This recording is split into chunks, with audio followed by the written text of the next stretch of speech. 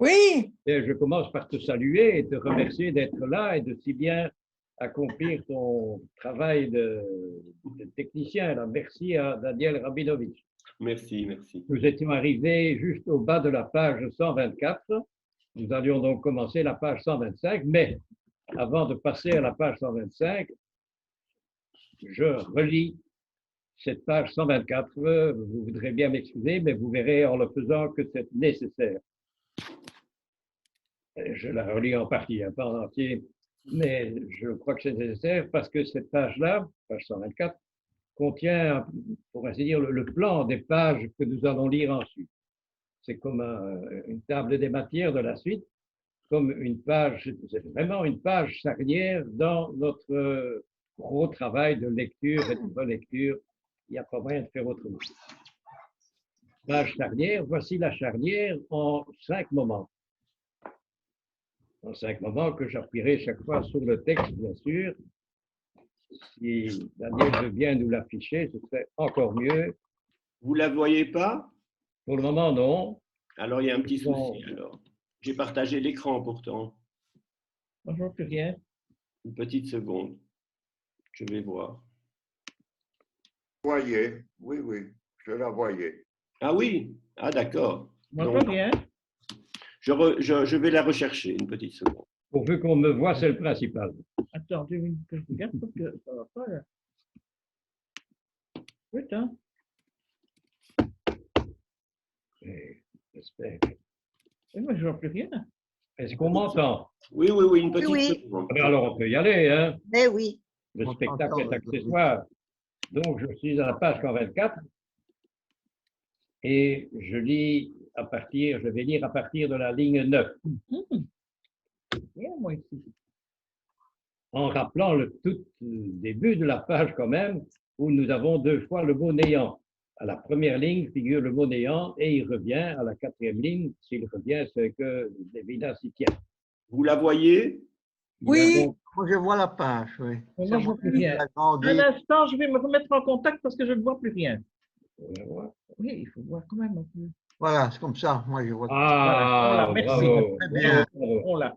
Bon, je vous signale que par moment, je vais devoir peut-être la remettre un petit peu sur le côté pour pouvoir voir s'il n'y a personne qui arrive à la réunion. Donc, je n'ai pas la possibilité de Ok, garder. nous suivrons Ça va, il des n'y a pas de instructions. problème. Donc, vous voyez à la première ligne au milieu le mot néant et à la 4e ligne, le dernier mot, c'est le mot néant. C'est la toile de fond de tout ce qui va suivre, une sorte de néant qu'on ne connaît pas évidemment par définition. Hein. Nous avons vu de ce néant la semaine passée, nous avons vu avec Derrida que c'était on pouvait présenter ça comme une interrogation sans réponse, bien sûr, et plus concrètement, ce néant a des allures d'un avenir inconnu et donc menaçant, et qui reviendra plusieurs fois chez Lévinas dans la suite. Il y a donc une ignorance et une peur du côté d'un avenir qui nous échappe et qui nous entoure de tous côtés. Ça, c'est la toile de fond. En second lieu, deuxième article dans cette page charnière. Cet avenir qui est mentionné à la ligne 10, pour que sa fatigue ne nous paralyse pas, nous le rétrécissons à la ligne 11 en ajournement. Je vous lis ça, ligne 9, dans le souci du lendemain lui, le phénomène originel de l'avenir. C'est le grand avenir essentiellement incertain de la sensibilité, peu importe. Et alors, la réaction, notre point 2, pour que cet avenir surgisse dans un situation d'ajournement à de délais, etc., il y a donc la nécessité, devant un néant immense et environnant, de rétrécir ça, de rapetisser la chose pour pouvoir vaguement, plus ou moins, la dominer. On transforme donc automatiquement, chacun fait ça, nous transformons ce grand avenir insondable en un simple ajournement. Nous le transformons en ajournement à demain, un petit demain qui est à la porte, qui est pour demain matin.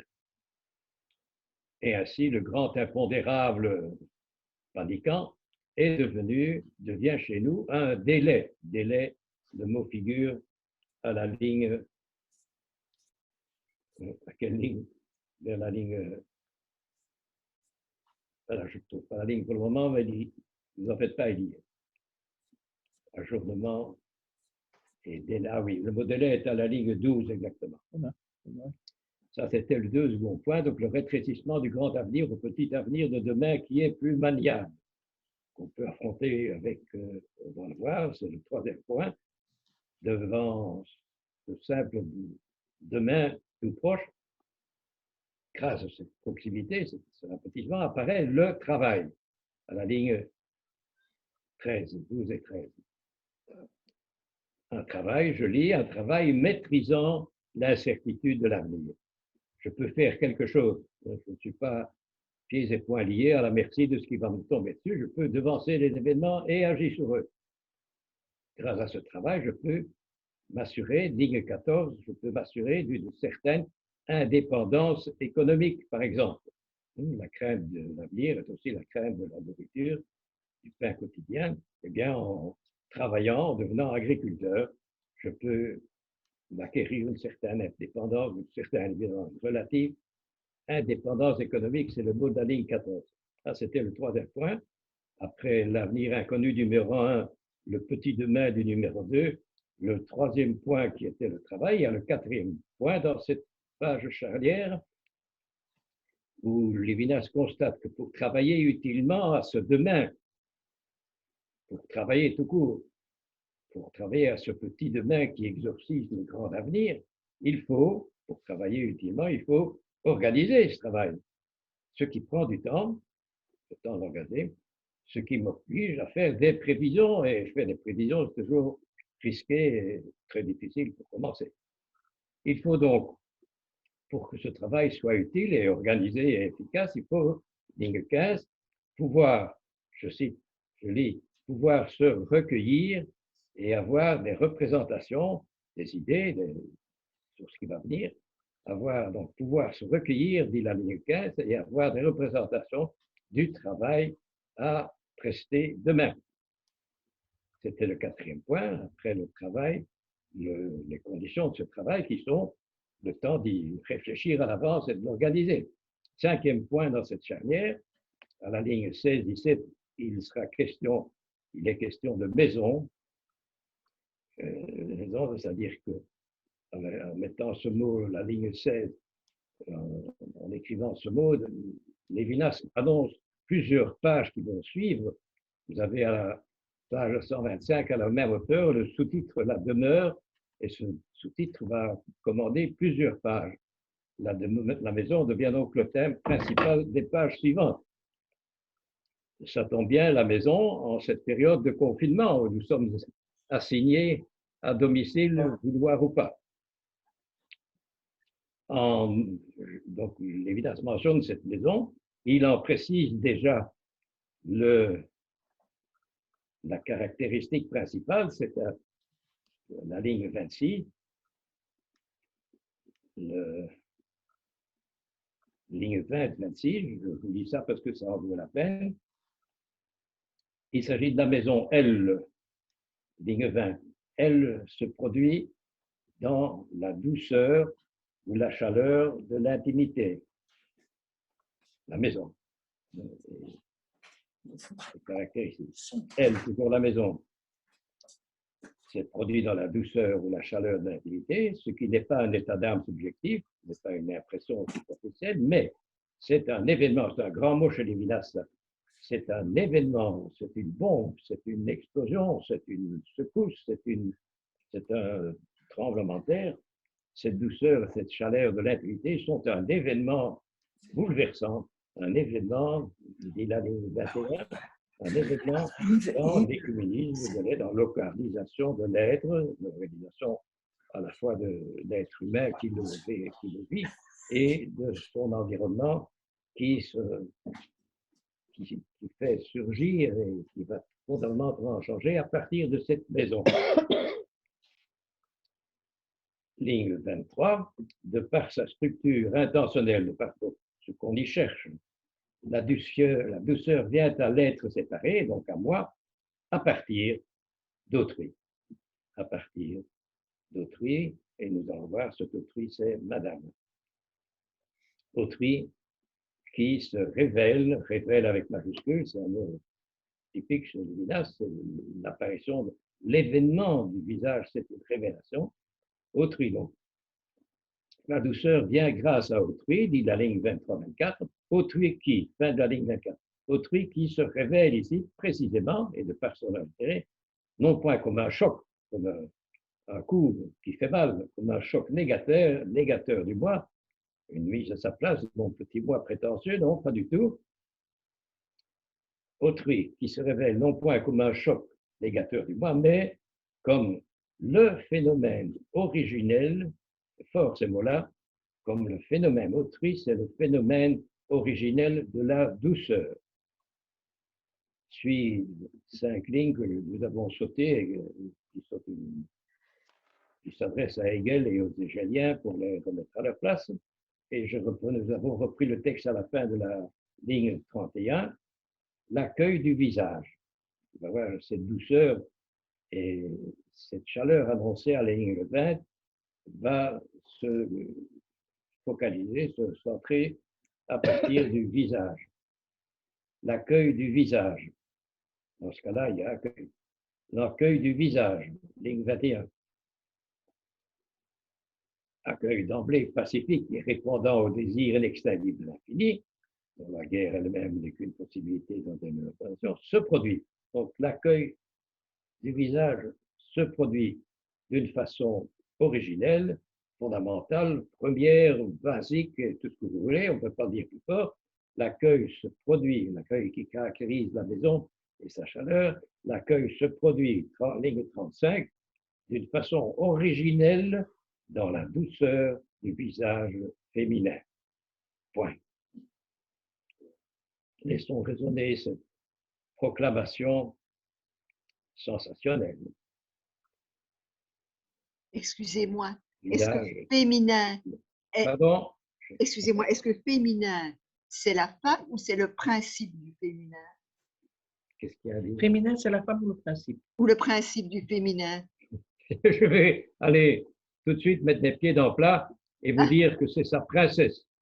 Il, lui, pense à sa princesse. Seulement, il se surveille, c'est un philosophe, il est autocritique, il se surveille donc, et il dit des choses qui sont valables pour toutes les maîtresses de maison de la planète. Il va même dire à un moment donné que ça n'est pas nécessairement ce rôle d'accueil, de chaleur, de douceur, n'est pas obligatoirement le rôle d'une personne du sexe féminin. C'est ça. Okay. Un homme peut assumer les Oui. mêmes qualités, c'est évidemment très rare, très difficile et très exceptionnel. Tandis que chez les femmes, c'est plutôt spontané, d'où l'image, spontanément, qui vient. La douceur, ça fait allusion, ça fait penser, ligne 35, au visage féminin. Et alors il retourne, après cette expression extraordinaire, il retrouve les nécessités d'un recueillement dans une maison pour pouvoir travailler. C'est ce que nous avons vu dans le résumé, dans le programme. Je lis donc à la fin de la page de la ligne 36. Accueil où l'être séparé, ligne 36, l'accueil où l'être séparé peut se recueillir, peut réfléchir, peut programmer, et grâce à laquelle accueil et douceur, il habite. La signification profonde de la maison, de l'habitat, c'est se recueillir et alors mener cette activité spécifique qui est d'habiter. Et alors, dernière remarque, il habite, il se met à habiter grâce à la maison et à son visage féminin, et il peut être séparé, le moi, quoi. Il peut, dans ses demeures, accomplir la séparation. Je lirais, il peut, dans cette demeure, maintenant, couronner sa séparation, c'est-à-dire son autonomie, son ipséité, comme nous avons vu. Et ainsi, conclusion de la page 124, l'habitation et l'intimité de la demeure qui rend possible la séparation des humains suppose avant qu'il y ait cette séparation, suppose ainsi une première révélation d'autrui, une première ici, vous comprendrez, une préalable révélation d'autrui. L'accueil d'autrui serait à la fois avant la séparation et le couronnement de cette séparation. C'est assez énorme. Nous avons terminé la page 124 et arrive alors le texte d'aujourd'hui, 125 en haut. S'il y a moyen de nous l'afficher, ce serait encore mieux, Daniel. Surtout que nous sommes dans des lignes qui résument le programme de la suite. 125, je lis, première ligne. Ainsi, comment l'accueil de la maison, comment l'habiter est-il le couronnement, le point de départ et le couronnement de la séparation, de l'identité du moi. Ligne page 125. Ainsi, l'idée de l'infini. Qu'est-ce que ça vient faire ici? Nous l'avons eu, cette idée, au haut de la page 123, donc ce n'est pas tout à fait inconnu. Si vous voulez des précisions, il suffit d'aller voir. Mais dans ce cas-ci, je vous donnerai j'essaie de vous lui donner sa portée, la portée qu'il a. Dans ce cas-ci, je termine la phrase d'abord. Ainsi, 125 ligne 1. Ainsi, l'idée de l'infini l'infini se révélant dans le visage qui vous devinez. L'idée de l'exil n'exige pas seulement un être séparé, elle exige, oui, mais la lumière du visage est nécessaire à la séparation. Il y a un jeu d'alternance là qui est circulaire. Hein. Il me faut un visage pour me séparer et le visage a besoin d'un être séparé pour se révéler. C'est un cercle qui tourne constamment. Il n'y a pas de commencement assignable. Maintenant, cette idée de l'infini qui apparaît dans le visage, c'est évidemment le visage de qui vous pensez. Quand le philosophe dit idée, il faut voir ce qu'il y a derrière, ce qu'il y a en dessous. De quoi parle-t-il? À quoi pense-t-il en disant l'idée de l'infini, l'idée d'une chose que je ne peux pas calculer, qui est plus forte, plus grande, plus insaisissable que tout ce que je peux peser et définir? Quelle est cette idée de l'infini? Eh bien, au lieu du mot idée, vous lisez, il s'agit de la grâce et du charme de sa princesse. La grâce et le charme de sa princesse, grâce et charme qui irradient et se déposent dans toute la maison. L'évidence de ça en disant l'idée de l'infini, je vous répète, la grâce et le charme de sa princesse qui irradie et se dépose dans toute la maison. Je relis les premières lignes avec cette idée derrière la tête, cette idée ayant reçu son contenu. Ainsi, l'idée de l'infini, se révélant dans le visage, n'exige pas seulement un être séparé, la lumière du visage est nécessaire à la séparation. Elle est avant la séparation. Mais, ligne 3, attention, c'est costaud ceci. En fondant l'intimité de la maison, l'idée de l'infini ne prend pas une séparation par la force, par une force quelconque d'opposition ou d'appel dialectique, d'appel intellectuel, mais non pas par une force quelconque, mais par la grâce, voilà le mot grâce, par la grâce féminine de son rayonnement. Cette phrase contient ceci, entre autres, que c'est l'idée de l'infini, répétée 3 fois ici dans ce début de page, l'idée de l'infini fonde l'intimité de la maison. Si vous vous contentez d'une idée intellectuelle, évidemment, vous n'y arriverez pas. Le mot grâce vient à point nommé pour nous mettre sur la bonne voie, le mot grâce à la ligne 5. Grâce féminine comme il se voit. Et qui explique pourquoi cette idée, entre guillemets, de l'infini fonde, c'est fort, fonde l'intériorité, l'intimité de la maison. Voilà pour le titre général du sous-titre qui commence à la ligne suivante.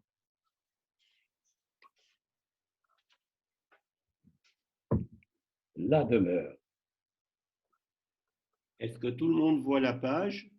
Nous sommes toujours à la page. Oui, oh, bravo comme texte, là, c'est un régal de lire ça. La demeure, article 1, l'habitation. L'habitation, chaque fois que vous entrez habitation, maintenant, avec ce qu'on vient de lire, vous pensez à un visage qui nous y accueille et qui a une grâce toute particulière. Ici, à la linéa, Lévinas reprend les choses à zéro, comme s'il n'avait rien dit. Nous sommes déjà au bout de son programme avec ce qu'on a lu. Et ici, il reprend des choses à la base. Qu'est-ce que c'est qu'une maison? Qu'est-ce qu'on appelle une maison? Je lis ligne 10. On peut interpréter l'habitation comme utilisation d'un ustensile entre d'autres ustensiles. La maison servirait, elle sert en effet à l'habitation, comme le marteau sert à l'enfoncement d'un clou ou la plume à l'écriture. Elle, la maison, appartient en effet à l'attirail, des choses nécessaires à la vie de l'homme. Elle, toujours la maison, elle sert, et dans ce cas-ci, elle sert à abriter l'homme des intempéries, à le cacher aux ennemis ou aux importuns. Bon, ben ça tout le monde sait. Et maintenant, Lévinas va chercher ses intuitions à lui. Et cependant, et en plus, dans le système des finalités, des orientations, des occupations, ou ce qui est la vie humaine, dans le charivari de nos occupations, la maison occupe une place privilégiée. Quelle est cette place? Eh bien, on en a pour quelque part. Non pas la place d'une fin ultime. Non, ce n'est pas un but ultime, c'est un but, oui, relatif, mais pas ultime, comme il va dire. Si on peut la rechercher comme un but, oui, comme un certain but, une certaine qualité, si on peut jouir de la maison ne manifeste pas par cette possibilité du genre son originalité. C'est bien, mais il y a encore mieux. Donc, bon, je travaille pour pouvoir m'acheter une maison et être chez moi, c'est très bien, mais ce n'est pas le principal. La maison reste encore là, à ce stade-là, un ustensile, un outil parmi d'autres. Ustensiles, parmi les ustensiles, disait la ligne 10, 11. Ce n'est pas là qu'est son originalité.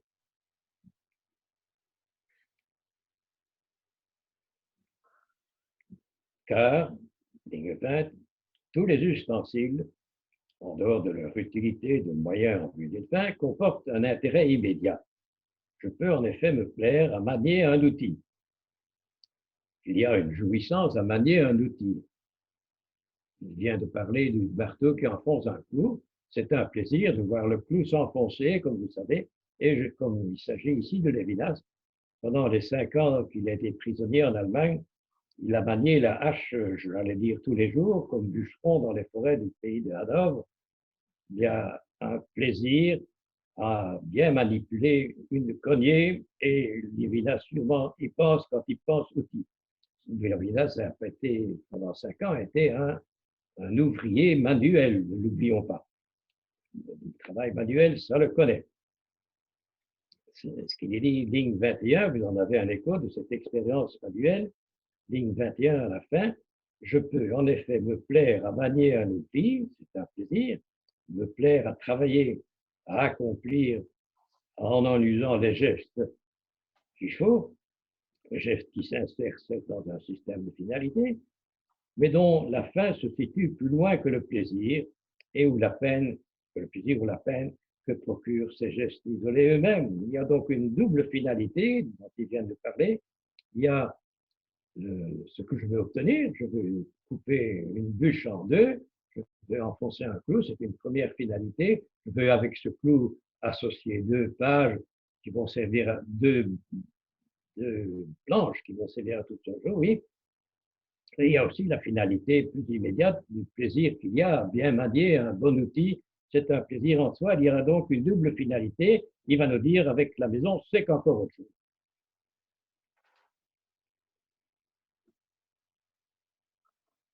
Nous sommes arrivés à la fin de la ligne 25.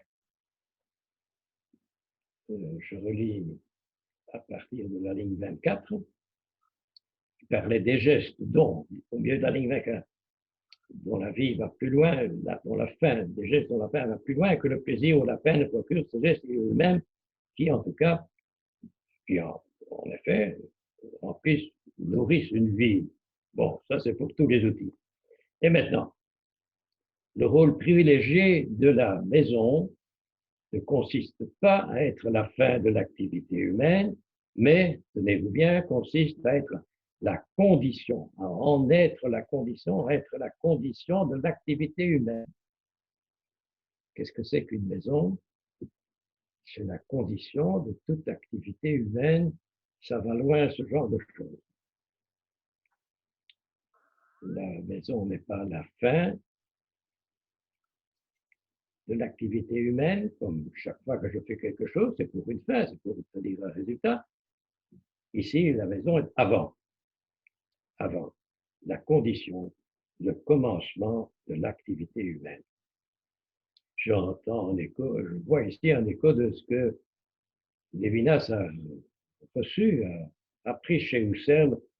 Husserl recommandait en public et en privé, parce que Lévinas a fréquenté Husserl en privé, il donnait cours de français à madame, quand il était tout jeune philosophe, et Husserl répétait régulièrement « von unten anfangen », commencer au tout début de l'activité humaine.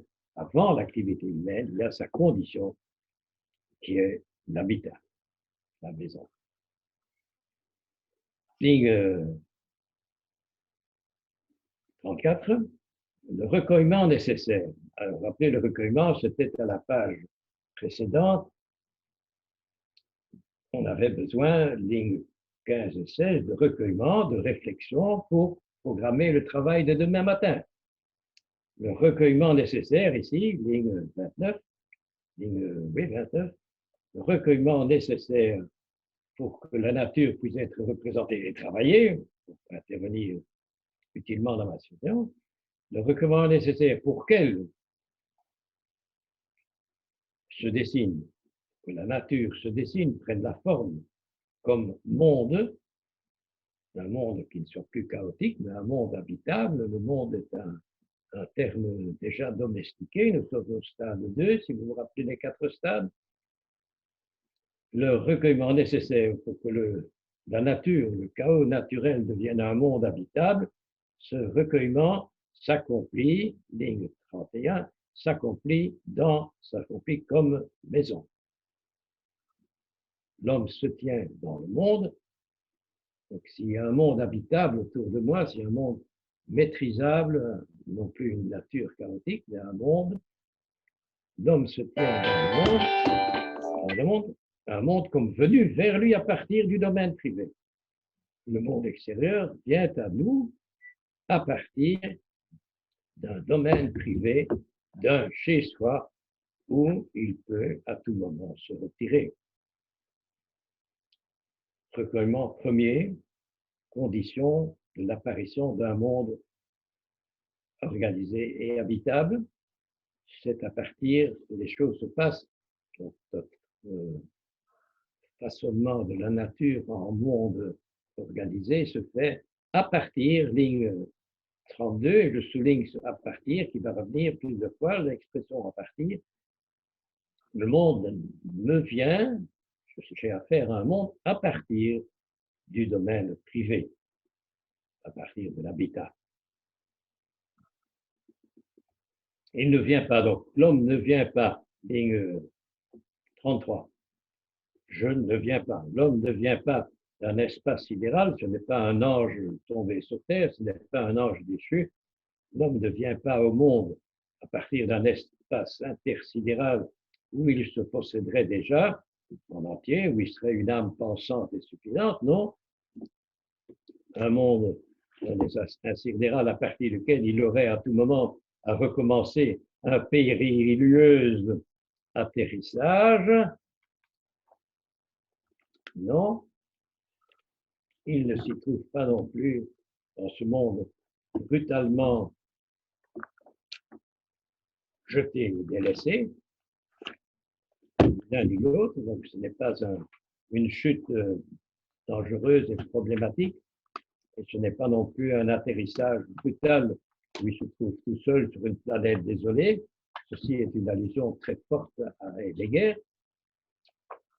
Brutalement jeté, délaissé, signé Heidegger, qui est le collègue concurrent permanent de Lévinas, comme vous savez. Donc, je vais au monde à partir d'un habitat. Je m'ouvre au monde, j'ai accès au monde autour de moi à partir d'un habitat. Ligne 1, page 126. Merci Daniel pour la page 126. Cet habitat me permet d'être, ligne 1, page 126, dernier mot, simultanément dehors et dedans. Voilà un premier paradoxe de l'habitat. Par l'habitat, je me situe, j'évolue, j'agis en dehors de moi, j'agis dans le monde, et en même temps, tout vient du dedans, en même temps, dehors et dedans. Page 126, ligne 2. Par la maison,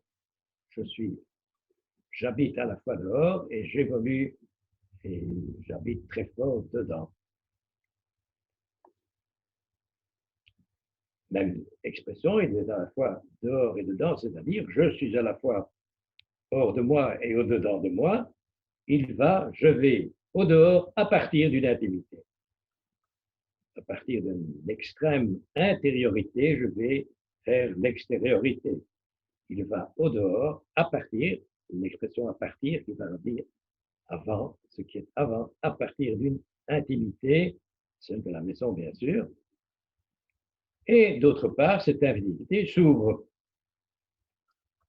La phrase est difficile là. Parce que le mot dans la maison, l'expression dans la maison devrait se situer plus tôt, mais alors tout est chamboulé. Je vous lis la phrase comme elle est. D'autre part, ce dehors auquel j'accède par le dedans. D'autre part, cette intimité, ligne 3, hein. D'autre part, cette intimité s'ouvre. Ce n'est pas une intimité fermée. Cette intimité dans la maison s'ouvre. Dans la maison, laquelle se situe dans ce dehors. La maison fait partie du monde. Je dois laisser la maison à l'endroit où Lévinas l'a écrit, mais logiquement, elle devrait figurer avant le verbe. Il aurait dû écrire. D'autre part, cette intimité dans la maison s'ouvre dans la maison, bien sûr, laquelle se situe dans ce dehors. Allô. Et en effet, dans ce dehors, où la maison est dehors, la demeure comme bâtiment appartient au monde d'objets, évidemment, il fait partie des objets du monde. Oui. Mais cette appartenance, il appartient au monde d'objets, mais cette appartenance, à la ligne 5, cette appartenance n'a nulle part la portée du fait que, du fait fondamental ici, que toute considération, toute constitution d'objet, chaque fois que j'ai affaire à des objets, toute constitution, toute considération se produit à partir, le fameux à partir d'une demeure. Point d'exclamation, triple point d'exclamation. Toute considération d'objet, ligne 6, se produit à partir d'une demeure. Quand j'ai affaire à un objet à l'extérieur, j'y accède en passant par une demeure. Je me porte vers l'extérieur avec tout moi-même, ça va être le thème de ces 2 pages. Je me porte vers l'extérieur avec tout moi-même, et tout moi-même, ça comprend ma maison, à partir d'une demeure, ligne 7. Et alors, je vous ai mis 3 points d'exclamation. Lévinas va vous dire qu'en effet, c'est un fameux chamboulement, ligne 7 à la fin. Concrètement, la demeure ne se situe pas dans le monde objectif, mais le monde objectif se situe par rapport à ma demeure. Il y a d'abord ma demeure, ensuite le monde objectif et non l'inverse. point d'exclamation. Cette affirmation solennelle, il l'applique maintenant aux philosophes tant soit peu évaporés qu'on appelle les idéalistes, et que nous appellerons ici simplement les têtes pensantes, mais qui pensent un peu trop du côté abstrait. Le sujet idéaliste, disons le sujet ligne 10, non, ligne 9 à la fin, le sujet idéaliste, disons le sujet pensant, qui a l'impression, qui va réfuter la chose.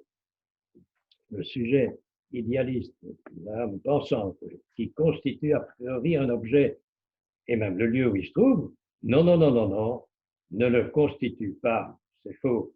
Il croit le constituer, non, il ne le constitue pas à parler rigoureusement, ligne 11, il ne le constitue pas à parler a priori, mais précisément après coup. Après coup, c'est un écho de ce à partir que je vous fais souligner. Quand j'ai affaire à des objets ou un monde d'objets, la chose ne vient pas d'abord des intentions que je développe en moi-même et à partir avec lesquelles je manipule et j'organise ce monde. Non, avant ce travail-là, il y en a un autre, ce travail de constitution intellectuelle a lieu après coup, ligne 12, après coup, après avoir demeuré solennellement, après avoir demeuré comme être concret, à demeurer en lui, on va voir, avoir demeuré dans ce monde-là. Expérience, oui, après être concret, comme être, on va voir, demeurer en lui, je mets un stop là, événement, travail, on pourrait dire, qui déborde le savoir, débordant le savoir, qui déborde le savoir, la pensée et l'idée ou le sujet voudra, après coup, enfermer l'événement, définir l'événement. Définir l'événement de demeurer. On va vous donner des définitions intellectuelles de ce qu'est de demeurer. L'important, c'est l'expérience, l'événement de base du demeurer. Et l'événement, le gros mot événement chez Lévinas, l'événement du demeurer, qui est sans commune avec un savoir, qui est sans commune avec tout le savoir qu'on peut en extraire, en imaginer. Il y a là une expérience qui est un événement majeur, l'événement de demeurer, qui va occuper plusieurs pages de notre texte. Débordant le savoir, sans commune mesure avec le savoir, disait la ligne 15. L'analyse de la jouissance, page qui précède, l'analyse de la jouissance et du vivre de cette occupation, de ses jouissances, de ses travaux, etc. Ces analyses, donc les pages précédentes, ont montré que, ligne 17, que l'être, ici c'est l'être humain, ne se réduit pas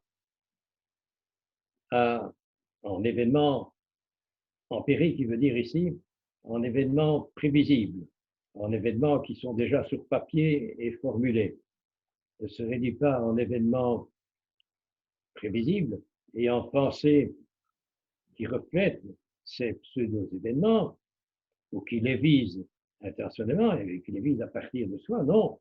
Présenter l'habitation comme une prise de conscience d'une certaine conjecture du corps humain, c'est laisser de côté, c'est oublier le déversement de la conscience dans les choses. Donc, parler de l'habitation en termes intellectuels, définir l'événement du demeurer, c'est passer à côté, c'est oublier, ligne 21, le déversement de la conscience dans les choses. L'expression est très forte, hein? Le déversement de la conscience dans les choses, comme si la conscience se perdait, se versait dans les choses. Eh bien oui, pensons à ça, comme si la conscience était, pour ainsi dire, noyée dans les choses. Ça n'est pas faux du tout, mais c'est un peu excessif quand même. Lévinas est régulièrement excessif, ça fait parler de son caractère, partie de son caractère, pour adoucir le choc que cette image forte peut provoquer, on pourrait remplacer le mot de déversement de la conscience par l'expression l'immersion de la conscience dans les choses. C'est moins violent et je crois que ça dit que l'immersion veut bien dire que, en effet, nous sommes pas seulement entourés, mais envahis, accaparés, totalement pris, totalement occupés des choses extérieures. Enfin, il y a un degré qu'on n'imagine pas, d'où l'image forte que Lévinas prend ici expressément, bien sûr, le déversement de la conscience dans les choses. C'est de cela qu'il veut nous convaincre au cours de toute cette page 126. On n'imagine pas à quel point nous sommes tributaires des choses extérieures dans nos occupations de chaque instant. Déversement de la conscience dans les choses, à chaque minute, je suis en train de m'occuper des choses autour de moi et en moi. Déversement de la conscience des choses qui ne consiste pas, je lis à la ligne 22, déversement qui ne consiste pas pour la conscience dans une représentation des idées, des choses, mais en une intentionnalité, une occupation spécifique de concrétisation de consistance ici. Intentionnalité, l'engagement de moi, mon engagement constant dans l'intérêt que je porte tout le temps, que j'y pense ou non, je suis en train de porter intérêt aux choses autour de moi. C'est mon existence concrète, c'est la consistance de mon occupation de tous les instants. Cette occupation spécifique, on peut la formuler ainsi, ligne 24, la conscience d'un monde est déjà conscience à travers ce monde. Donc avant qu'elle devienne conscience d'un monde, elle était déjà conscience à travers ce monde. Je relis l'expression en ajoutant un mot. La conscience spectatrice, intellectuelle, ultérieure d'un monde était avant ça, est déjà conscience à travers ce monde. J'ai déjà vécu ce monde, je me suis déjà déversé, je suis déjà immergé dans le monde avant de parler du monde et de dire de quoi il est fait. Et en particulier, cette chose exceptionnelle que Lévinas mentionne ici à la fin de la ligne 25, quelque chose de ce monde vu veut dire maîtrisé. Quand Lévinas parle de contemplation, il parle d'une contemplation qui domine, qui étale à ses pieds et qui maîtrise les choses. Au contraire, enfin, de manière étonnante, ligne 25 à la fin, quelque chose de ce monde vu, de ce monde maîtrisé, est déjà organe ou moyen essentiel de la vie. Si je peux voir le monde et l'organiser, c'est avec les moyens que ce monde me donne. Double point, la tête, l'œil, les lunettes, la lumière, les lampes, les livres, l'école. La phrase se termine sur le mot école. Le mot école ici veut dire l'habitat. Lévinas était directeur de l'école normale supérieure israélite à Paris et il habitait le bâtiment de l'école. Donc quand il dit l'école, il veut dire ma maison, puisqu'il y avait son appartement. Je vous donne un mot d'explication sur ce que nous venons de lire. Toute la journée, je suis immergé dans les choses, immergé pour ne pas dire déversé. Et je suis en train de faire des choses. Et je m'occupe de ces choses du monde à partir, le fameux à partir de qui je suis évidemment, à partir de tout mon bagage qui me fait moi, à partir de mon passé et de toutes ces influences. Je m'occupe du monde et des choses à partir de mes anciennes réalisations et de mes coups d'éclat tout au cours de ma vie. Tout ça, je le fais à partir de mon corps d'aujourd'hui et des limites que m'inflige ce corps, à partir de mes besoins premiers qui sont, comme vous savez, nourriture, vêtements, logement. C'est une évidence que Marx nous a refiné et que Lévinas cite lui-même au bon endroit. Je vais au monde à partir du corps que je suis, à partir des limites que m'impose ce corps, et parmi ces limites, il y a son triple besoin. Je suis un corps de besoin depuis Marx, besoin de nourriture, de vêtements et de logement, c'est-à-dire nourriture, ce sont les aliments, les bons petits plats dont nous parlions il y a 15 jours. Et ensuite vient tout aussi impératif le besoin de logement, le besoin d'une maison qui vient après le besoin de vêtements. Le logement vient en troisième lieu dans cette numérotation classique, nourriture, vêtements, logement. Le logement vient après vêtements. Ce n'est pas un hasard. Ça me permet de vous proposer de voir dans le logement un survêtement, un deuxième vêtement autour, en plus du premier. Cette image d'un second vêtement me vient du curé Stevens, qui fut mon maître en Bible. Un deuxième vêtement, donc, ce bâtiment au-dessus du premier, mais aussi indispensable que lui. Et c'est ce caractère de nécessité, de besoin impérieux que Lévinas nous décrit au cours de cette page 126. J'ai en permanence besoin d'une maison, comme j'ai besoin d'un costume, comme j'ai besoin d'une première peau pour entourer ma carcasse. 3 épaisseurs, 3 couches de peau indispensables, chacune au même titre, 3 étapes ou 3 étages superposés, dont Lévinas nous donne à la ligne 27 quelques échantillons. Ligne 27, je relis la ligne 27. Ce sont des choses du monde qui me permettent d'accéder au monde. Donc, si j'ai accès au monde, c'est parce que le monde m'a déjà donné cet accès. Quelles sont ces choses qui sont à la fois du monde et de moi, grâce à laquelle je vais vers le monde? Il dit la tête, l'œil, c'est le corps. Premier vêtement, la peau qui entoure la tête et l'œil. Nourriture, le corps qui a besoin de nourriture, corps de besoin. Premièrement, la tête et l'œil qui s'adressent au premier étage du corps, nourriture, corps et nourriture, hein, c'est lié. Second étage, le vêtement, là vous avez les lunettes, la lumière, les lampes, les livres. Là, pardon, je m'arrête, oui, c'est l'énumération qui est marquée, mais je dois m'arrêter après le mot lunettes. Il y a la tête et l'œil qui font partie de mon corps, puis il y a les lunettes qui font partie de mon vêtement, nourriture, vêtement, et puis logement, ce sont les 4 derniers mots, lumière, lampe, livre, école, bâtiment, qui indiquent le logement.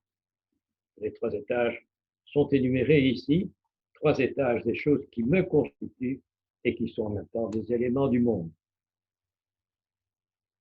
C'est tout cela qui me compose, tout cet extérieur qui fait mon intérieur. Là, vous avez ici une allusion à cet extérieur qui devient intérieur, que Lévinas résumait dans le mot créer.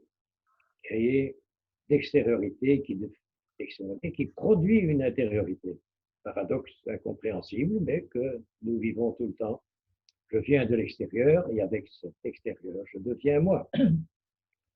C'est tout cet extérieur qui me compose, il vient d'en numérer quelques-uns, hein, la tête, l'œil, les lunettes, etc. Tout cela vient de l'extérieur, cela me compose, et tout cela fait que moi, c'est moi. Extraordinaire. Et c'est avec tout ce bagage que je me porte vers les choses. Ce bagage qui vient de l'extérieur et qui fait moi. Que je me porte vers les choses tout le jour. Que je me porte vers les choses pour y survivre, pour m'y adapter, pour y inscrire mes interventions à moi. Des interventions qui me donnent une raison d'être là et d'être moi. Hein. Bref, tout ce que je vis, dis ou fais, c'est par mon corps. Moi, corps. C'est par mon corps que je le vis, que je le dis, que je le fais. grâce à ce corps qui est moi, et qui a aussi trois épaisseurs, trois étages de besoins constitutifs, besoin de nourriture, besoin de vêtements, besoin de logement. Tous trois étant en moi et venant d'ailleurs. Tous trois, ces trois étages, ces trois besoins, étant en moi et hors de moi, dans les choses, évidemment, la nourriture revient d'ailleurs, etc. Dans les choses, c'est l'expression qui figure à la page 126, à la ligne 22. Dans les choses, le déversement de la conscience dans les choses. Tous ces trois étages, disons, illustrant notre statut d'être créé, statut que nous avons appelé il y a 15 jours, je crois, une autonomie en relation. Paradoxe incompréhensible. C'est donc, c'est à travers, c'est au moyen d'éléments de ce monde que je me distingue, que je parviens à me distinguer de ce monde. Vous voyez le paradoxe?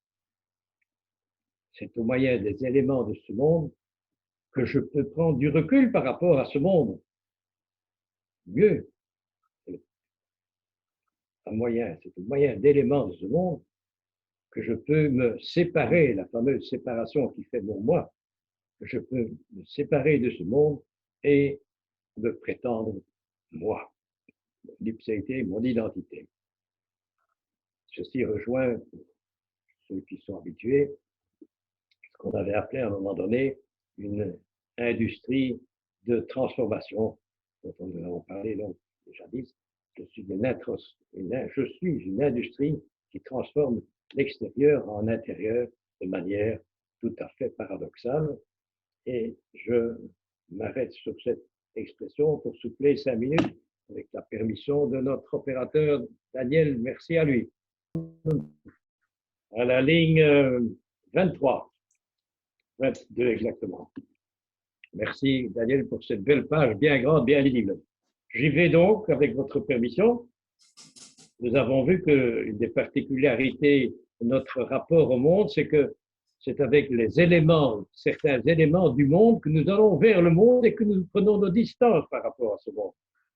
Lévinas énumérait quelques échantillons de ces choses du monde qui me libèrent du monde d'une certaine manière. Il disait la tête et l'œil, qui sont toutes composées de cellules qui viennent d'ailleurs. Hein. C'est à moi par je ne sais quel paradoxe. Les lunettes qui font partie du monde, de mon vêtement, et alors les éléments de l'habitat, ligne 23, la lumière, les lampes, les livres, le bâtiment de l'école lui-même. Tout ça, choses du monde qui m'équipent, qui me donnent l'équipement nécessaire pour prendre mes distances par rapport au monde. Point d'exclamation. Je continue le texte, fin de la ligne 22, pardon. La civilisation du travail. Donc, c'est une application au monde, au genre de civilisation qui est autour de nous. La civilisation du travail, de la production et de la possession, ce sont des thèmes qui viendront dans les pages qui suivent. La civilisation du travail et de la possession tout entière, donc cette civilisation tout entière surgit comme concrétisation, comme consistance de l'être séparé de moi, effectivement, sa séparation. C'est un prolongement de ce que nous venons de lire et d'essayer de comprendre. La civilisation du travail dans lequel nous sommes immergés aussi vient de cette immersion première dans le monde, ici, immersion qui se développe à la manière du travail, comme annonçait la page 124 de la table. Justement, cette civilisation, elle aussi, renvoie à ce que nous avons dit, c'est ce que dit la ligne 30. Cette civilisation renvoie à l'incarnation, le fait d'être corps, non pas de tomber dans un corps, mais d'advenir avec mon corps, d'advenir comme corps, d'être moi corps. Cette civilisation renvoie, donc suppose, renvoie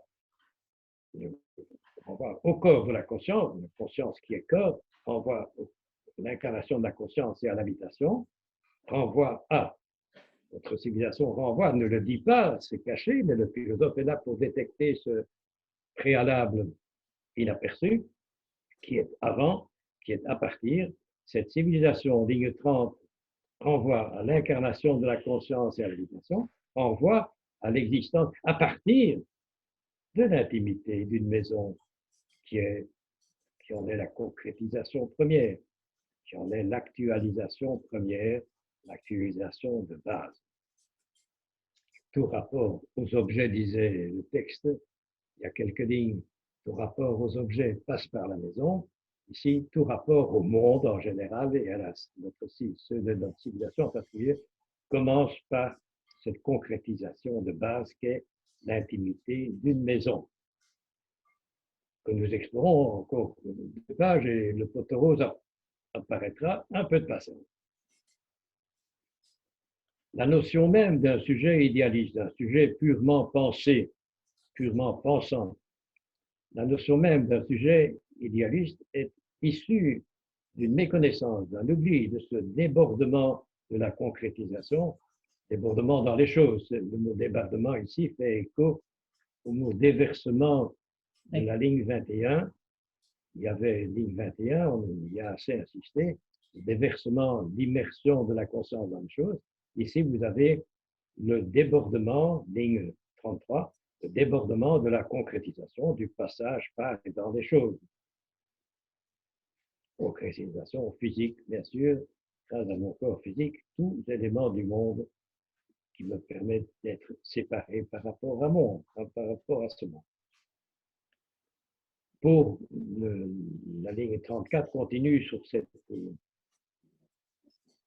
mention d'une objection, sur cette mention d'une objection contradictoire. Le sujet idéaliste, c'est ce que Lévinas refuse, bien entendu. Mais la philosophie a donné dans ce travers-là, ici, Lévinas corrige le tir.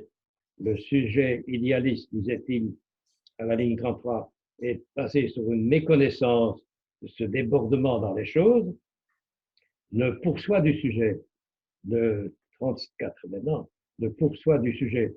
Vous pouvez derrière ce sujet entendre le mot âme, que Lévinas rejette, n'est-ce pas, et remplace par toute autre chose.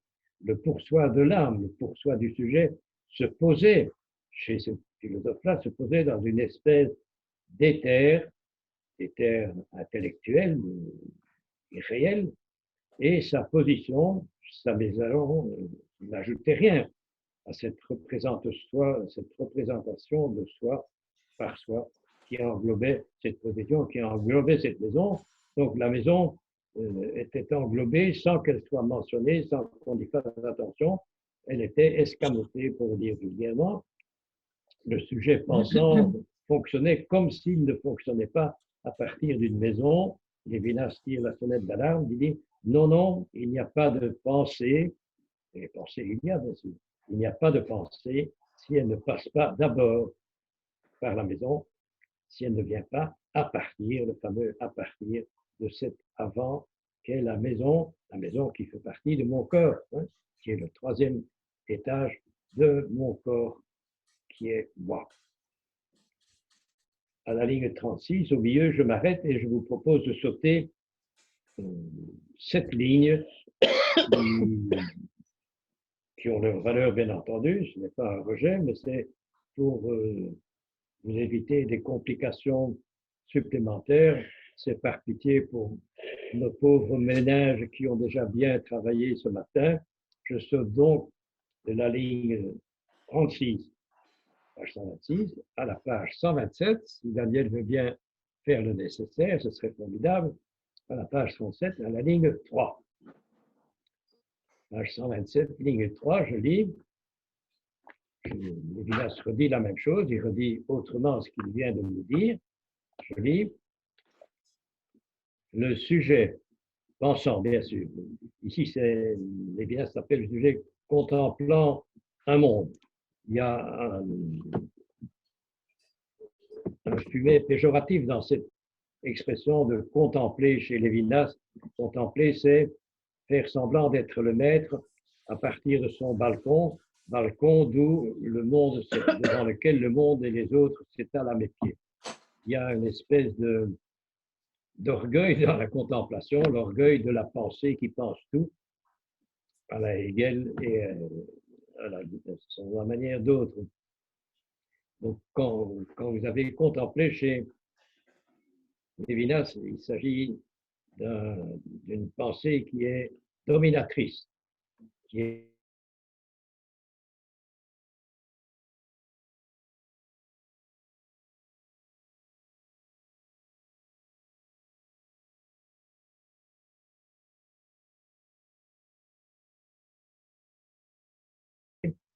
que Lévinas critique évidemment la pensée est un phénomène second.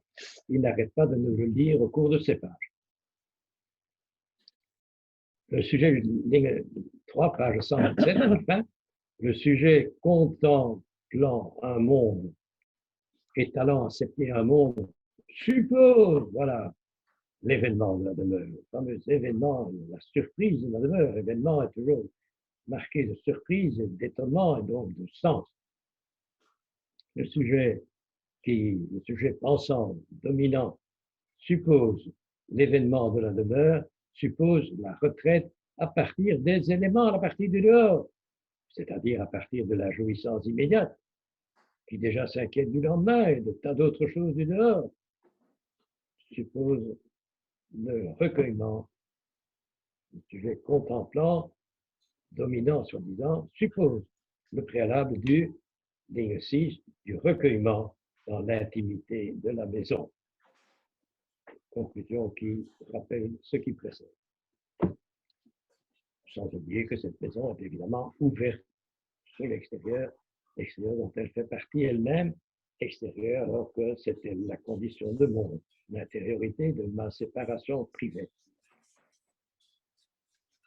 Ligne 8, page 127.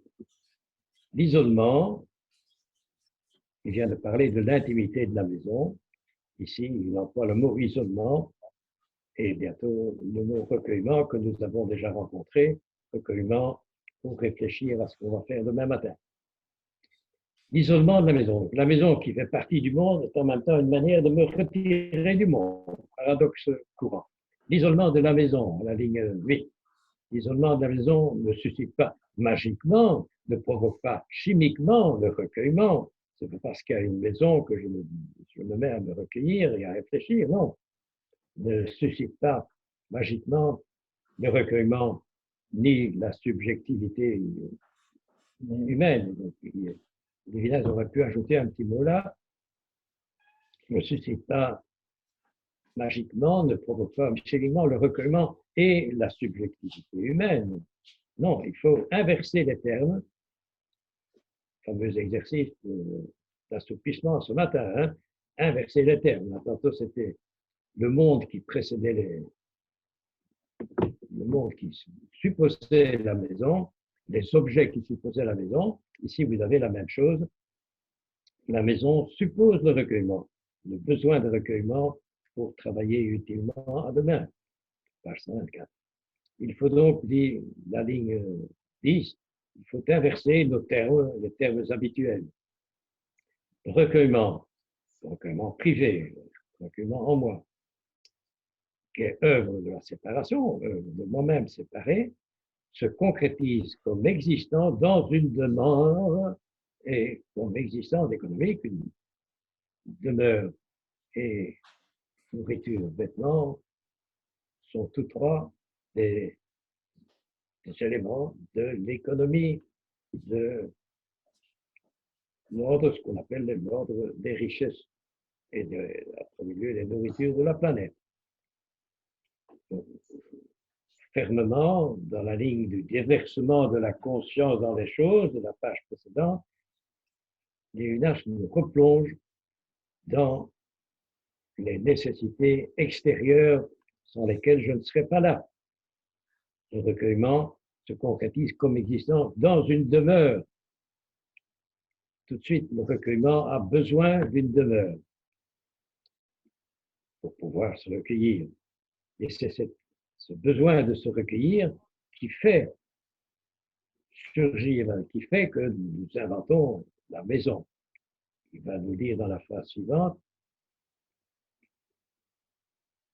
parce que le moi existe, il n'y a de moi qui existe comme moi, parce que le moi existe en se recueillant, en réfléchissant à soi, en se rapportant à soi, c'est le fait même de la conscience, parce que le moi existe en se recueillant, en devenant conscient, il se réfugie pour ce motif-là, et il se réfugie empiriquement, il se réfugie, je dirais, solidement dans la maison.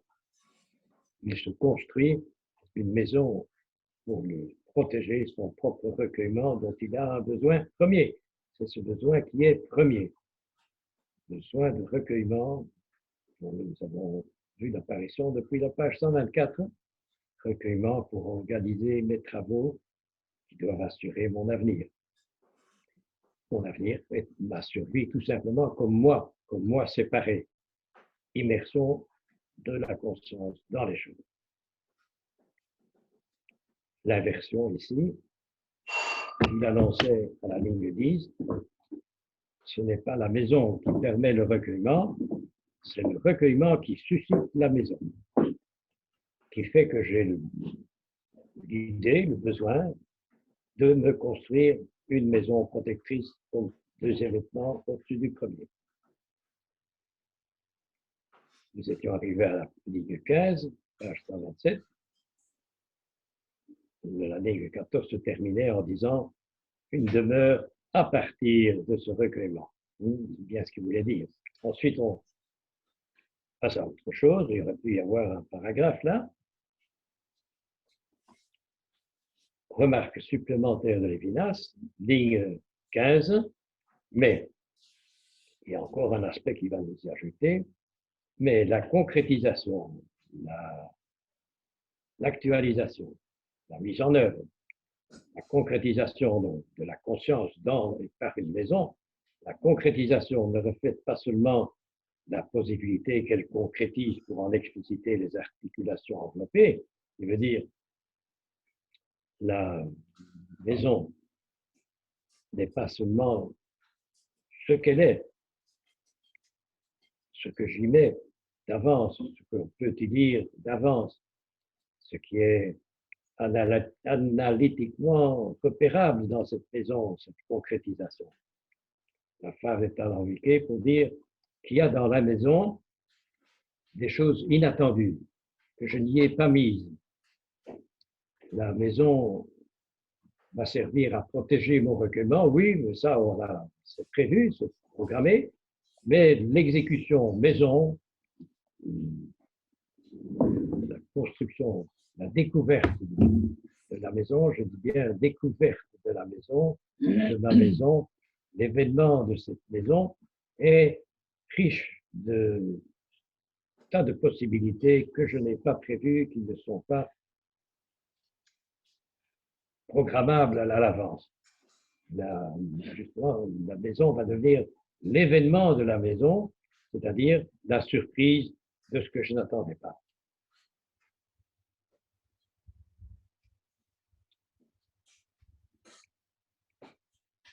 C'est ce que dit la ligne 15 et suivante.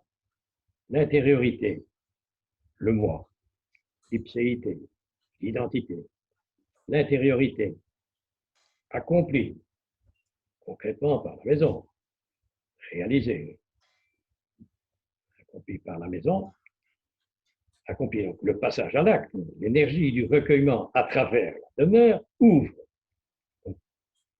Quand le besoin de recueillement, quand mon intériorité se fabrique, se découvre, reçoit une maison, cela ouvre, ligne 19, c'est là le centre de la phrase, cela ouvre de nouvelles possibilités.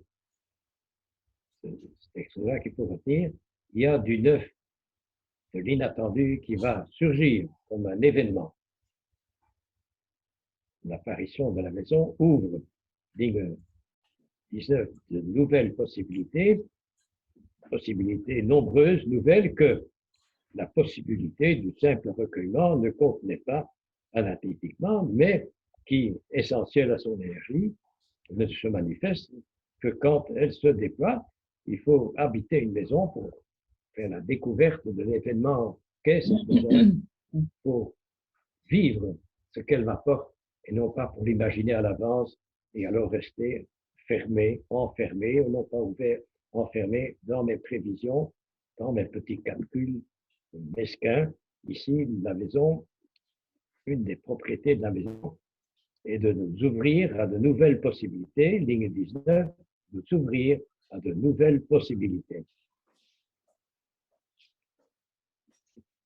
Nouvelles possibilités que Lévinas va évidemment se mettre son point d'honneur à parcourir dans les pages qui suivent. On n'en a pas fini avec la maison. C'est cette suite qu'il annonce à partir de la ligne 22, comment l'habitation, actualisant, concrétisant ce recueillement, cette intimité et cette chaleur et cette douceur de l'intimité, comment l'habitation rend-elle possible le travail et l'interprétation qui achève la structure de l'interprétation? On le verra tout de suite. Vous avez un petit résumé ici de richesse de l'habitation. Habitation, j'épingle les mots simplement à partir de la ligne 22. Habitation, recueillement, intimité, chaleur, douceur de l'intimité, et en plus de ça, travail et représentation, tout cela en un. Et qui achève alors, je dirais, qui couronne, comme j'ai déjà fait dans d'autres occasions, toutes ces surprises couronnent la structure de la séparation, ma séparation de mon identité grâce à la maison. On verra tout de suite, dit Lévinas. Une petite remarque en passant, puisque vous êtes des lecteurs attentifs, à la ligne 24, il parle du travail et de la représentation. C'est évidemment en ordre inverse qu'il aurait dû mettre ces deux mots. D'abord représentation et puis travail en fonction des idées, des programmes que j'ai représentés et que j'exécute en travaillant. Comment donc toutes ces surprises sont-elles possibles? On le verra tout de suite, dit la ligne 25, on le verra tout de suite. Il importe au préalable, paragraphe suivant, il importe au préalable de décrire les implications intentionnelles, je dirais d'écrire les souhaits du recueillement lui-même et de la douceur où ce recueillement est vécu. Quelques implications, quelques souhaits, quelques attentes et quelques surprises reçues de la maison. Alinéa 2, ligne 28, l'habitation et le féminin. Nous allons, dans une page, un peu de patience, dans une page, nous allons retrouver le féminin, mais Lévinas a la bonne idée de longuement préparer cette apparition, de longuement mettre en valeur la surprise de cette découverte-là, qui nous avait annoncé, bien sûr, mais qui va nous faire refaire le trajet. Pas à pas, nous allons jusqu'à cette, disons, cette révélation. Ben oui, c'est le mot technique qui s'applique au visage. Jusqu'à cette révélation. Pour en faire une révélation, Lévinas y va à petits pas, encore une page de patience et nous y arriverons. Des petits pas qui préparent évidemment la bombe de la découverte. Ligne 29, page 127. Le recueillement, la réflexion, le retour sur soi, la conscience. Le recueillement au sens courant du terme implique une suspension des réactions, des occupations immédiates que sollicite le monde en vue, suspension en vue d'une plus grande attention à soi-même, à ses possibilités et à sa situation. Une description de à quoi s'occupe le recueillement, à quoi sert-il, une attention à soi-même et aux possibilités qui sont devant moi que j'ai à utiliser au mieux de ma réussite personnelle. en fonction de ma situation, hein, je fais le point et j'y programme les interventions recueillement. Ligne 32. Et le recueillement, bien sûr. Le recueillement coïncide déjà avec un mouvement de l'attention affranchi de la jouissance immédiate. Je me détache, je prends des reculs par rapport à mon occupation actuelle et je la considère à distance. Je relis, le recueillement coïncide déjà avec un mouvement de l'attention affranchi, qui prend ses distances, affranchi de la jouissance immédiate, de l'occupation immédiate, car ne tirant plus sa liberté de l'agrément des éléments, ne tirant plus sa liberté de l'agrément seulement des éléments. Il y a une première liberté dans la jouissance des éléments, les choses élémentaires, les matériaux de notre vie. Je vis d'oxygène, je vis de nourriture, je vis de, etc. Et il y a là un début d'autonomie, de liberté, d'ipséité. Mais grâce au recueillement, cette liberté va pouvoir augmenter. Il y en a déjà. Le stade 1, si vous vous rappelez les 4 stades, le stade 1, le stade de la jouissance, même animale, il y a déjà une personnalité qui est présente, mais cette personnalité, cette ipséité va augmenter sa présence grâce au recueillement, grâce à sa réflexion sur elle-même et sur ce dont elle est capable. Il y avait donc un début de liberté dans l'agrément des éléments. Mais cette liberté-là n'y est plus puisque je suis en train de me recueillir, de prendre mes distances par rapport à la jouissance immédiate. Et alors, question, ligne 34, d'où l'attire-t-elle, d'où le recueillement tire-t-il, d'où le mouvement de l'attention, d'où l'attention tire-t-elle cette liberté? Grave question qui met en question, excusez, notre autonomie elle-même. En quoi le recueillement est-il occasion d'augmenter ma liberté? On ne voit pas à première vue ce qu'elle change. Lévinas repose la question, d'où tire-t-elle cette liberté, cette réflexion?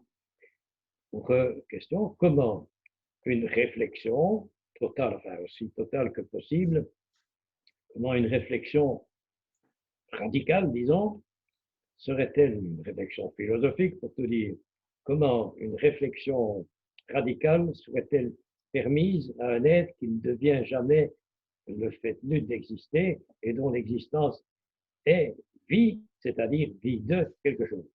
Comment y aurait-il une liberté dans un vivant qui est immergé dans les choses, ligne 21 de la page 126, comment dans ce déversement de la conscience dans les choses pourrait apparaître une liberté.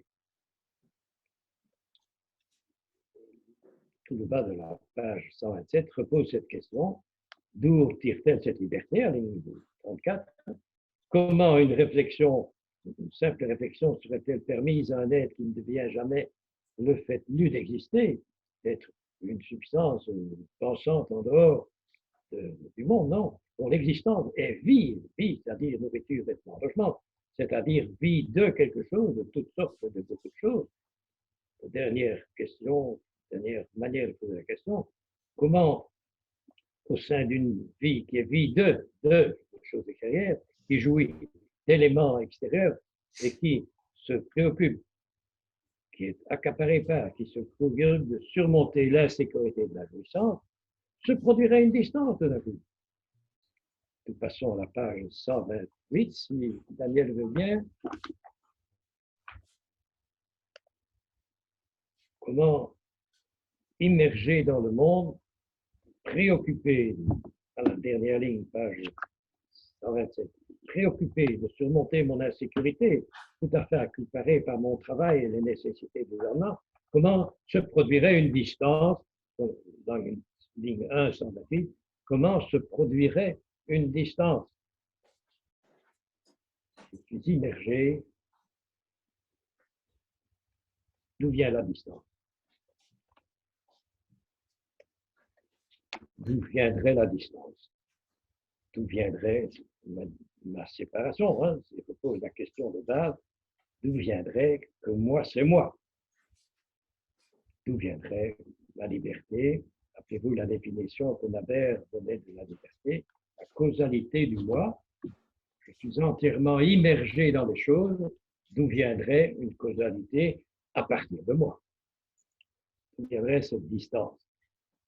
Page 121, ligne 1. Réponse en citant un morceau de philosophie traditionnelle, refuser cette réponse-là. Voici une réponse possible. D'où vient cette distance, cette liberté? La philosophie traditionnelle, on y trouve, ligne 1, 128, le recueillement revient-il, selon cette version-là, revient-il à se tenir dans une région indifférente, dans un vide, disons, un vide extraterrestre, dans l'un des interstices de l'être où se tiennent les dieux épicuriens? Lévinas cite ici les philosophes épicuriens que nous ne connaissons pas, que je ne connaissais pas non plus. Enfin, la réponse serait ici de renvoyer la conscience à l'être universel dans lequel il y aurait des interstices. C'est assez, oui, ça fait partie des métaphysiques, disons, divagantes qui répondent à nos problèmes à nous en inventant des arrière-mondes que nous ne connaissons pas. C'est le mot métaphysique ici pris au sens traditionnel qui n'a plus cours depuis Kant. Ce n'est pas le mot métaphysique qu'on retrouve chez Lévinas qui peut dire toute autre chose et qui est très, très ancré dans l'extérieur. Donc, comment le moi est-il libre? Ce n'est pas en renvoyant à une manière pour l'univers de laisser des interstices à cette liberté. Je n'ai pas besoin de ça, dit Lévinas. Dans cette optique que je refuse, le moi, ligne 4, dans cette réponse que je refuse, le moi perdrait ainsi la confirmation que, en tant que vie de Louis XVI, il reçoit dans l'élément qui le nourrit.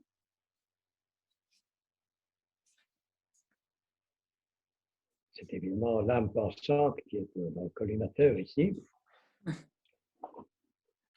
Une âme pensante qui ne doit rien aux choses de la terre, qui est tout ce qu'elle doit être dans le ciel des idées, tandis qu'ici, le moi de Lévinas est vie de, lignes 4 et 5, le moi est vie de, corps de, jouissance de, il reçoit dans l'élément, voilà, il faudrait ajouter se après le il, le moi. Se reçoit dans l'élément qui le nourrit. Je relis la phrase avec cette correction. Dans cette réponse farfelue des épicuriens, le moi perdrait la confirmation que, en tant que vide, il se reçoit dans l'élément qui le nourrit. Je viens de mon assiette, nourriture, vêtements, logement. Je suis mon corps et ce corps vient de ses apports extérieurs. Je me reçois dans l'élément, dans les matériaux dont je suis composé, et non pas d'un ciel extraterrestre, dans le vide d'un ciel imaginé, dans le vide intellectuel.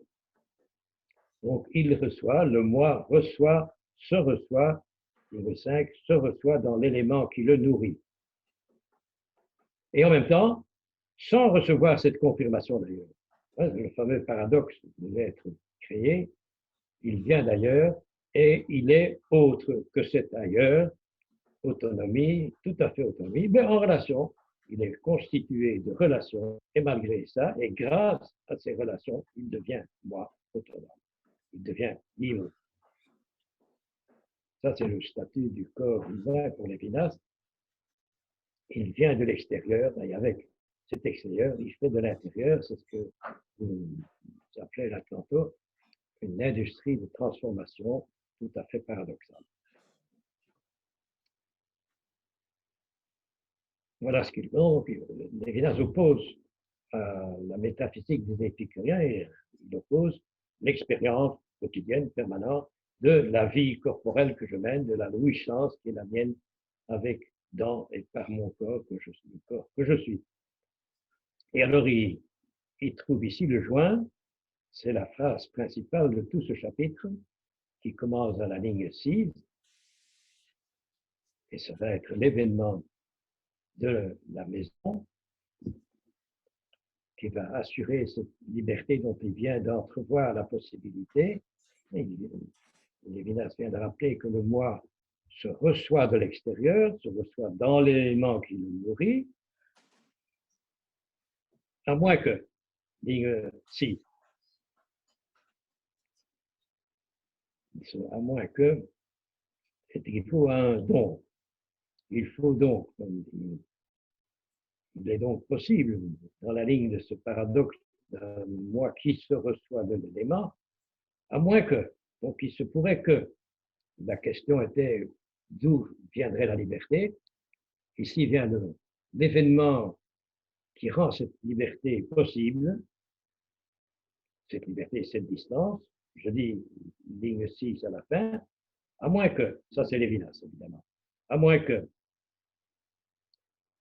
la distance à l'égard de la jouissance, la distance mentionnée à la première ligne de la page 128, la distance condition de liberté, à moins que la distance à l'égard de la jouissance, au lieu de signifier le vide de la deuxième ligne, c'était le dernier mot, la deuxième du vide dans l'être, au lieu de signifier le vide froid des incertitudes de l'être du monde autour de nous, à moins que cette distance ne soit vécue, à moins que n'apparaisse, à moins que nous ne recevions la surprise superlative, à moins que ne soit vécue, à moins que la distance ne soit vécue positivement. Donc, distance veut dire une chose négative, de recul par rapport. Non, il y a un aspect positif à cette distance, à moins que cette distance ne soit vécue positivement, comme, et là je souligne en rouge, comme une dimension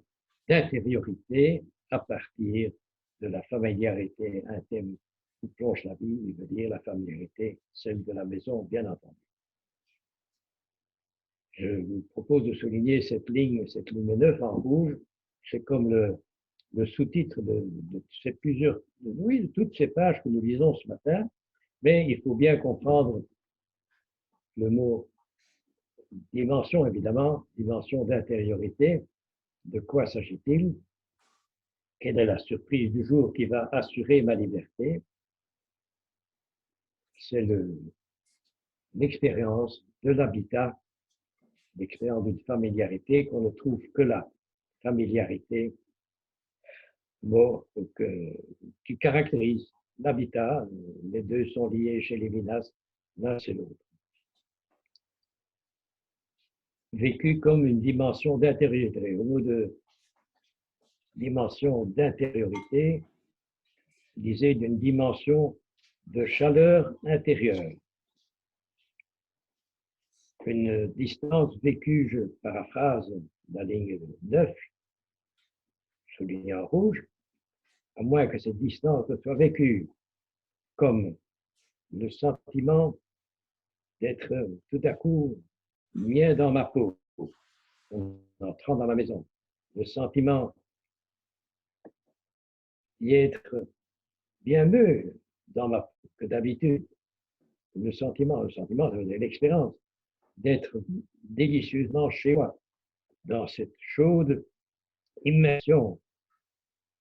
J'emploie exprès le mot immersion qui fait écho au déferlement de la page 126, dans le déferlement que j'avais remplacé par immersion. Eh bien, ici, je fais l'expérience.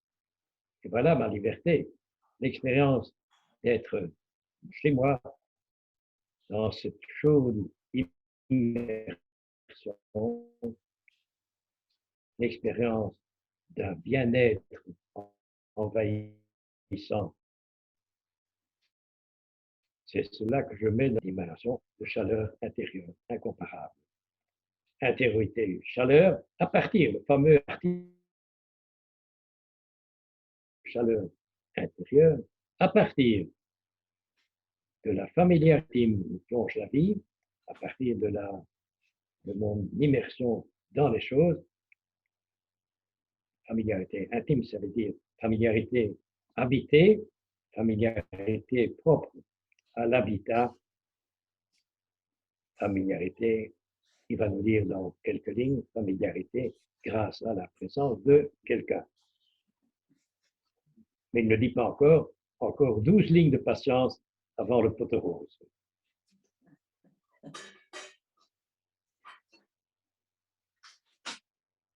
Retenez cette phrase, vous la ruminez pendant les jours qui suivent.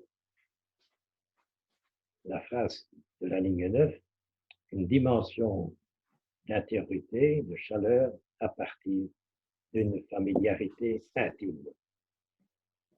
Voilà le portrait que fait Lévinas de la maison. Il creuse cette piste-là, quelle est cette dimension d'intériorité, de sentiment de bien-être qui m'inonde en entrant dans ma maison. Ligne 11, la familiarité du monde ne résulte pas seulement d'habitudes prises dans ce monde qui le rendraient facile, d'habitudes qui lui enlèvent ses rigosités et qui mesurent l'adaptation du vivant à un monde dont il jouit et dont il se nuit. Non, c'est pas seulement ça. C'est ça aussi, mais pas seulement. La familiarité, c'est donc le mot qu'il y avait dans la fameuse ligne 9, qui caractérise la maison. Il cherche dans ces lignes à caractériser, à préciser à quoi tient cette familiarité. Ligne 14. La familiarité et l'intimité se produisent comme une douceur qui se répand sur la face des choses. Douceur annoncée, page 124, si vous vous rappelez, nous retrouvons le début du cours de ce matin. Ligne 14, familiarité et intimité se produisent comme une douceur qui se répand sur la face des choses. Étonnement. Douceur, attention, cette douceur, ce n'est non seulement une convenance de la nature au besoin d'être séparés et qui d'emblée en jouir se constituent comme séparés, non. Ils seront constitués comme séparés, c'est-à-dire comme moi, dans ces jouissances, non. Mais douceur provenant d'une amitié. Voilà la réponse solennelle et tonitruante. Douceur provenant d'une amitié à l'égard de ce moi. Une douceur parce que je suis reçu avec amitié. La maison est ce qu'elle est parce qu'il y a là quelqu'un. Là-dedans, il y a quelqu'un, c'est ce que dit la phrase suivante. L'intimité, que déjà la familiarité suppose, est une intimité avec quelqu'un. En italique, c'est la bombe de la page 128. La concrétisation de la ligne 9 et de cette dimension d'intériorité à partir d'une familiarité, c'est une intimité avec quelqu'un. La maison de ce qu'elle est parce qu'il y a là quelqu'un, parce qu'il y a quelqu'un dedans qui m'accueille avec douceur et amitié. Ligne 19, l'intimité que déjà la familiarité suppose est une intimité avec quelqu'un, grâce à quelqu'un. La maison, c'est quelqu'un. L'intériorité du recueillement est une solitude dans un monde déjà humain, déjà habité, déjà avant le recueillement, se réfère à un accueil préalable. Si vous vous rappelez la page 124, c'est ce qu'il nous disait déjà à la ligne 31. L'accueil du visage. Je relis page 124, ligne 31. L'accueil du visage, d'emblée pacifique, car répondant au désir inextinguible de l'infini, se produit. Donc l'accueil se produit d'une façon originelle dans la douceur du visage féminin. Page 124.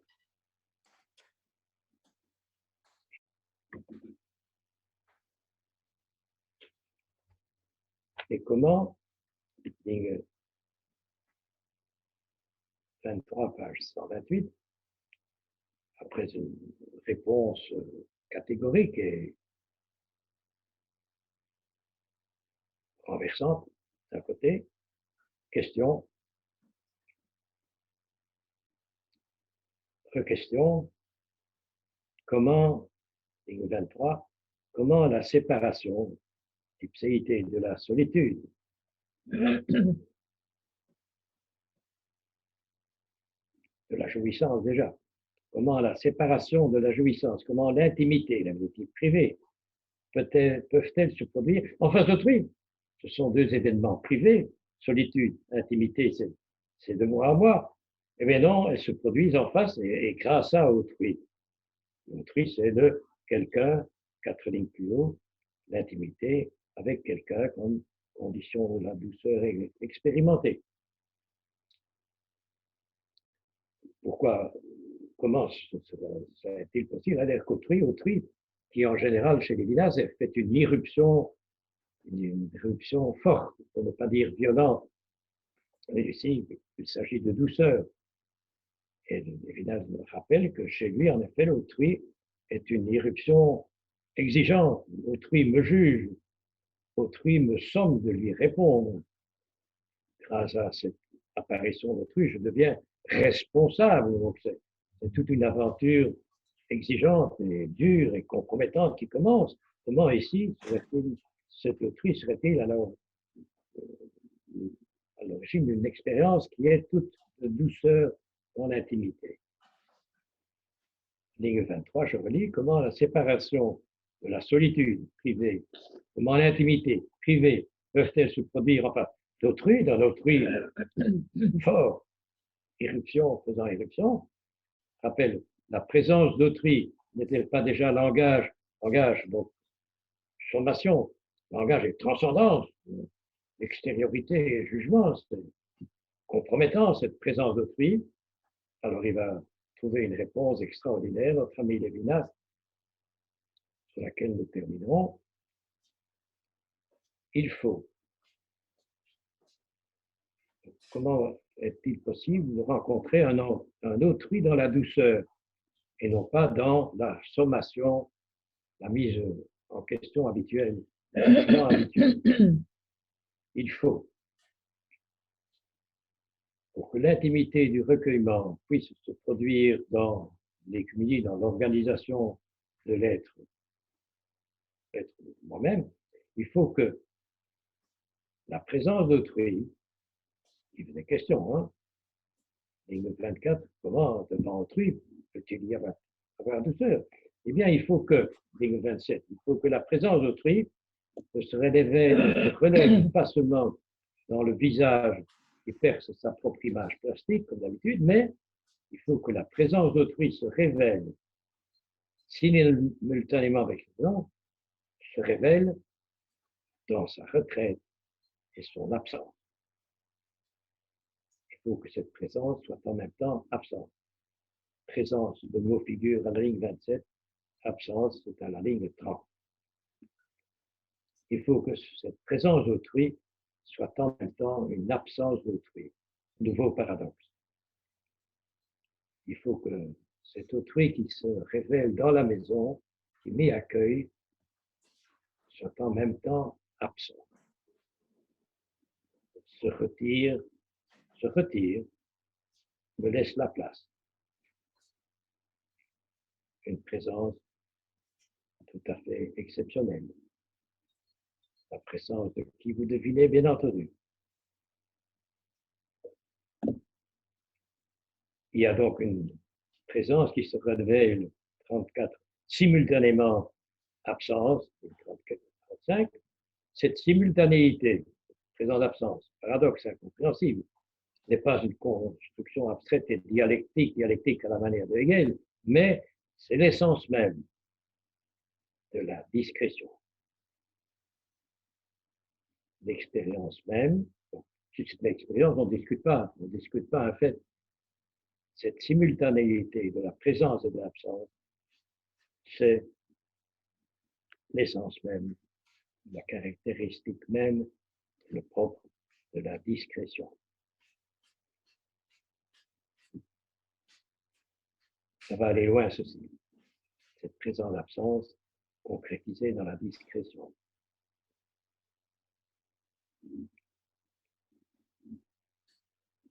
Application, ligne 32, nous arrivons au sommet de notre matinée. Cette simultanéité, disait la ligne 30, n'est pas une construction abstraite de la dialectique, mais l'essence même de la discrétion. Et l'autre, ici, l'autre qui posait problème à la ligne 24, et l'autre, dont la présence est discrètement une absence. L'autre, dont la présence est discrètement une absence et dont la présence à partir de laquelle s'accomplit l'accueil hospitalier par excellence qui décrit le champ de l'intimité, c'est la femme. Je relis la phrase parce qu'elle est 262. L'autre dont la présence est discrètement une absence et à partir de laquelle présence s'accomplit l'accueil hospitalier, et non pas l'éruption forte, et à partir de laquelle présence, absence, s'accomplit l'accueil hospitalier par excellence, qui décrit le champ même de l'intimité, c'est la femme. La femme avec un F majuscule, on salue au passage. Et puis alors, l'avalanche des compliments, les compliments des compliments, la femme est la condition du recueillement, la condition de l'intériorité, la condition de la maison et la condition de l'habitation. C'est la fée du logis. J'entends pas. C'est la fée du logis. J'entends pas. La fée du logis. Oui, c'est très bien. Très bien. Et je vous propose de terminer notre matinée sur ce point d'exclamation, sur ce catalogue de compliments dithyrambiques à l'adresse de celle dont on s'y attend moins, la femme. Chapeau, applaudissements et rideaux. Merci de votre patience. Je la crois récompensée par cette finale qui est tout de même arrivée à bon point. Bon appétit à tous. Merci. Merci. Oui, merci. Et à la semaine prochaine. Au revoir. Oui, au Oui. revoir. Oui, à la semaine prochaine. Au revoir. Au revoir. Salut. Au revoir, Ludovic.